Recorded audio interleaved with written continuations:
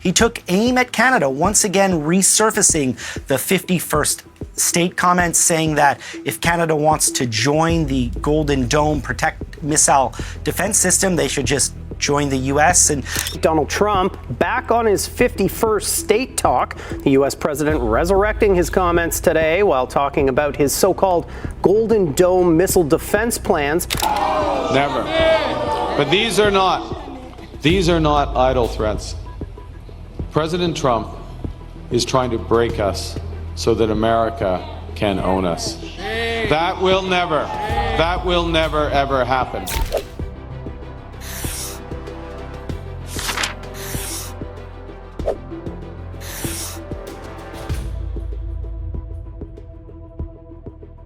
Hey, welcome back to my channel. Today's story starts with a single line that sounded like a joke, but cut deep into one of the most sensitive fault lines between Canada and the United States.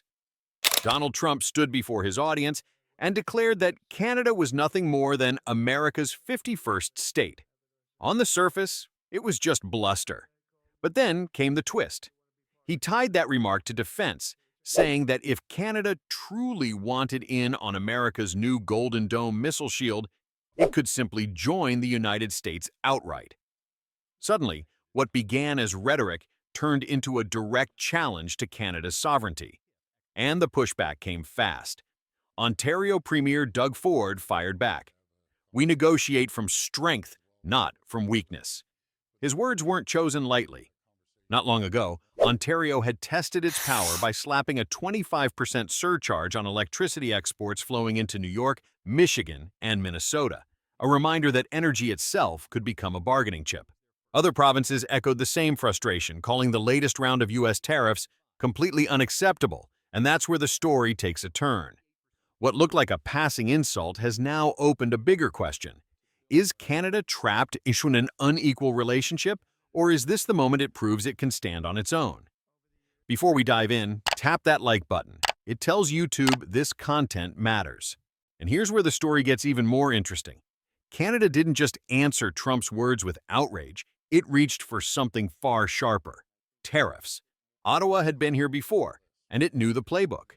When the U.S. imposed duties on steel and aluminum, Canada hit back with countermeasures worth nearly 29.8 billion Canadian dollars. The breakdown tells its own story. About 12.6 billion targeted American steel, another 3 billion fell on aluminum, and the remaining 14.2 billion stretched across goods as varied as computers, appliances, even sports equipment. In other words, Canada didn't swing blindly. It chose pressure points that Washington could not ignore.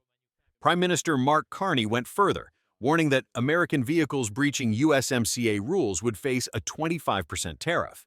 And Finance Minister LeBlanc made the principle plain: dollar for dollar, a strike designed to match every blow with equal force. These measures remain in effect as of September 1, 2025. Canada has not backed down. Instead, it has kept those tariffs in place as leverage, holding them like cards on the negotiating table.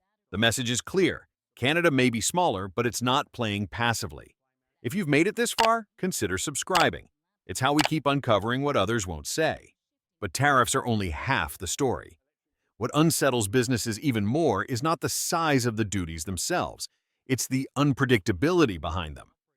From Washington, the signals have been erratic, shifting with little warning, and leaving companies unsure of what tomorrow might bring. That uncertainty has already started to shape behavior. Across industries, firms have put major investments on hold, waiting for clarity that never seems to arrive. The hesitation slows growth on both sides of the border, creating ripple effects that reach far beyond the original disputes. Sensing opportunity, Europe has moved quickly.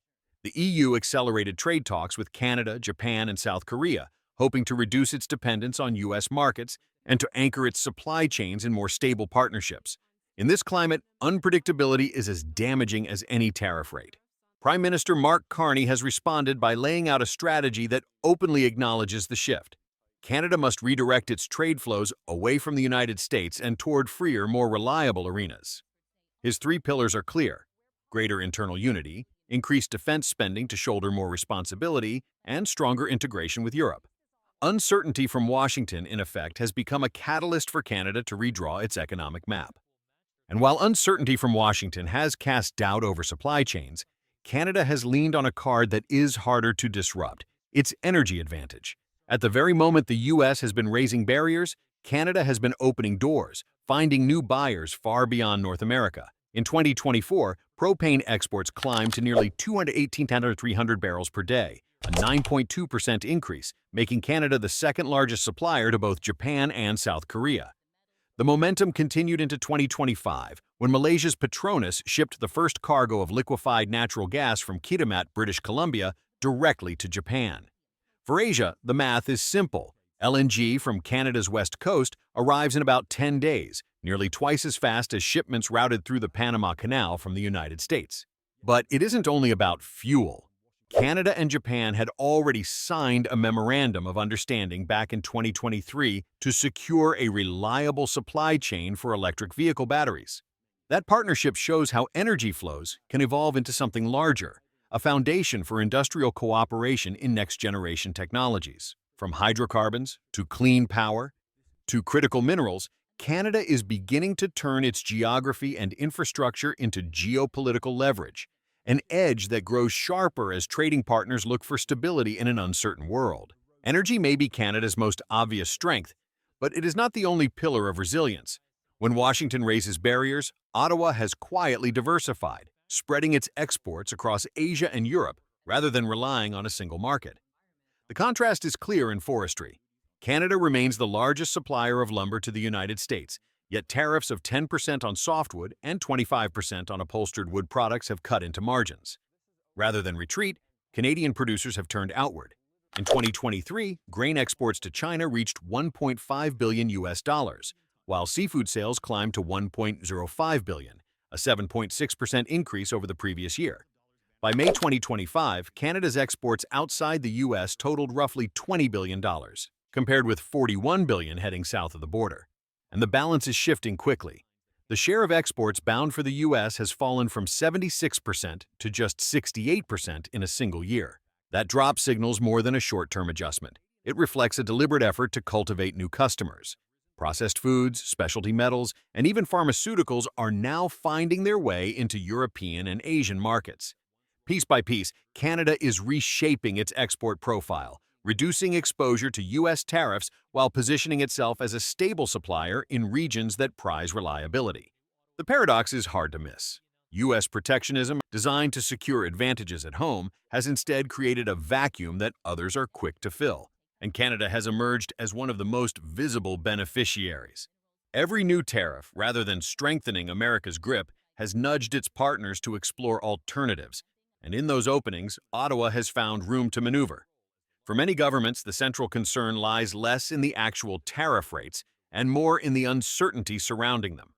The unpredictability of when and how new duties might be imposed turns planning into guesswork, forcing companies and policymakers alike to hedge their bets.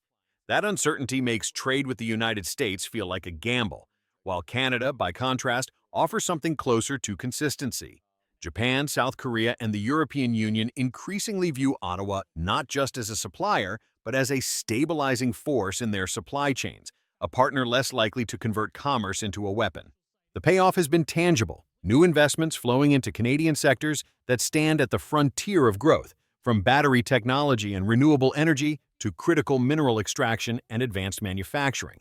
These industries are not only vital to Canada's economy, but also central to the global transition toward cleaner, more resilient systems. In this shift, Canada has begun to act as a substitute hub, positioning itself as a platform for open trade at a time when others are closing doors. The old equation, where Canada depended overwhelmingly on U.S. demand, is slowly giving way to a more balanced relationship. Ottawa is no longer just reacting to American policy. It is proactively shaping its place as a cornerstone of reliable commerce within the G7, a role that carries both opportunity and responsibility. In the end, the contest comes down to two very different strategies. Washington has chosen to wall itself in with tariffs, projecting authority but simultaneously pushing costs back onto its own industries and consumers. Ottawa, by contrast, has leaned into discomfort, absorbing short-term strain in order to open new doors in Europe, Asia, and beyond. It is a wager that resilience comes not from closing markets, but from multiplying them. For international partners, the calculus grows simpler over time. In an era where supply chains are already fragile, predictability is currency. Stability is trust. And that trust has gradually become Canada's most valuable export. What once looked like a mid-sized economy tied tightly to its southern neighbor is now being tested as a potential pillar of a broader multipolar system of trade. So the question lingers.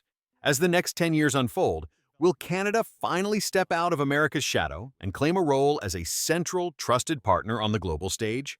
Or will the weight of geography and history keep it tethered to the old order? Thanks for watching. And if this resonated with you, don't forget to like and subscribe. Every click fuels the truth.